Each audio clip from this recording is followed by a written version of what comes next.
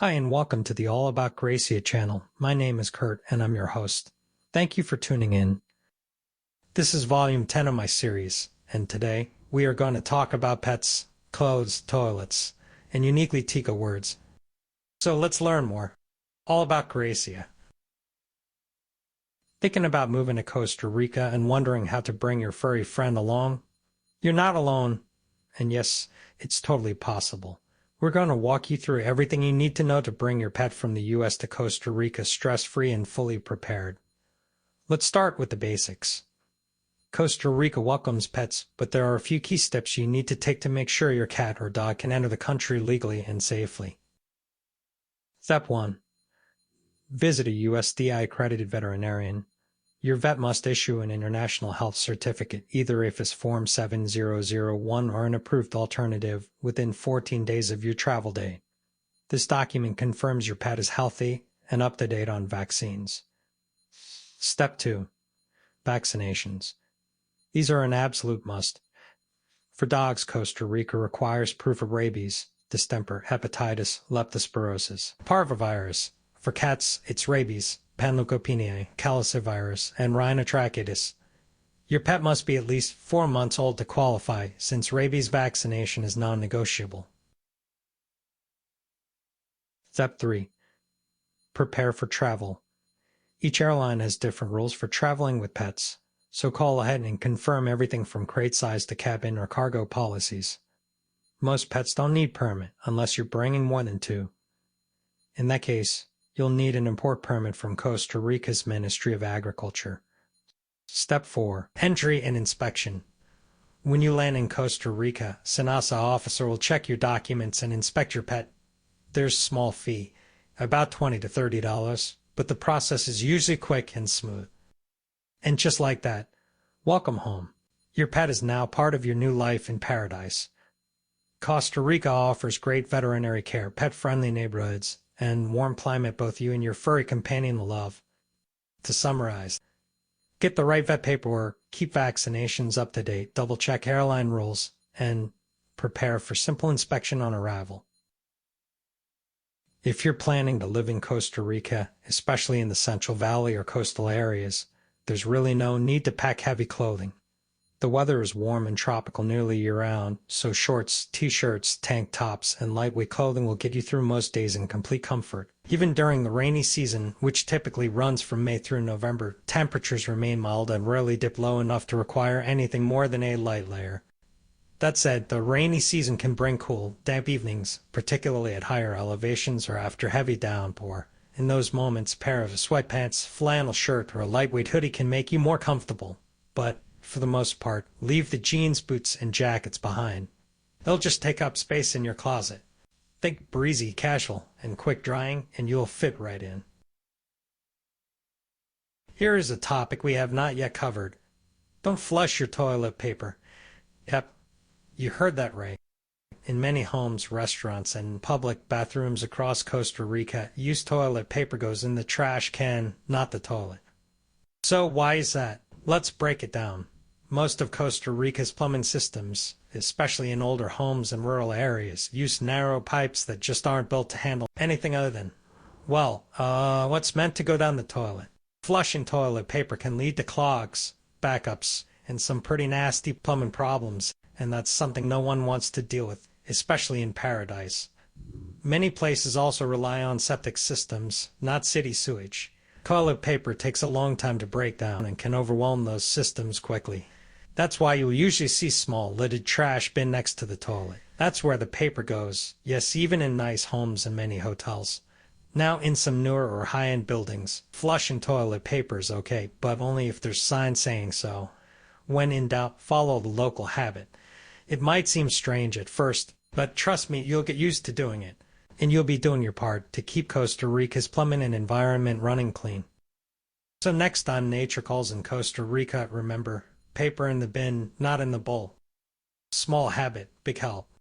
Okay, next let's discuss words and phrases you'll hear in Costa Rica. First up, pura vida.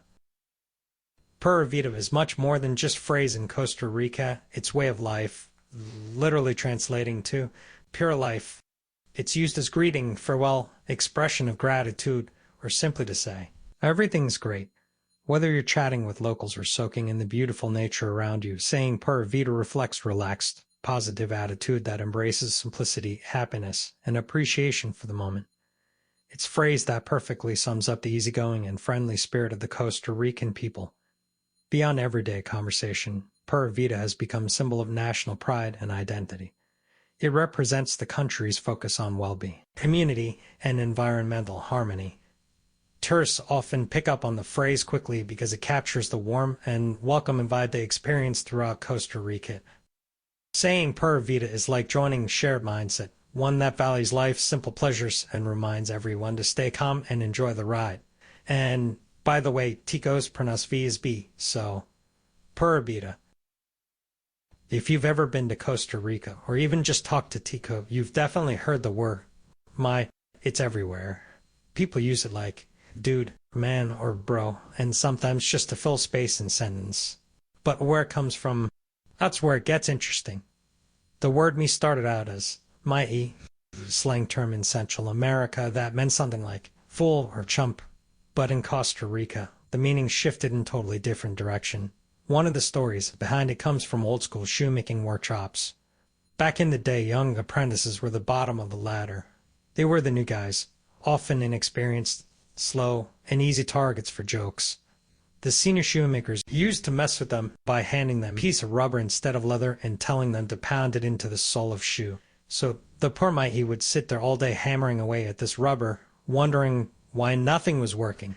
Everyone else in the workshop would get good laugh at the fool pounding rubber while they got on with the real work. That's where the word mite got tied to the idea of being naive or easily fooled. But over time in Costa Rica, it evolved. It lost its sting and turned into my word that doesn't mean fool anymore, just guy or friend or person. It's used by pretty much everyone, especially since the 80s and 90s, when it blew up with young people, surfers, and city kids. These days, my is so common that even tourists and expats end up using it. Part of Costa Rican identity. You'll hear it in coffee shops, in the street, on the bus, or even in memes. It's casual, it's local, and it's 100% Tico. So, what started as a joke on kid pounding rubber in shoemaking shop is now one of the most iconic words in Costa Rican Spanish. If someone calls you it's not an insult. It means you're part of the vibe. The revolutionary general and the code were Puanis.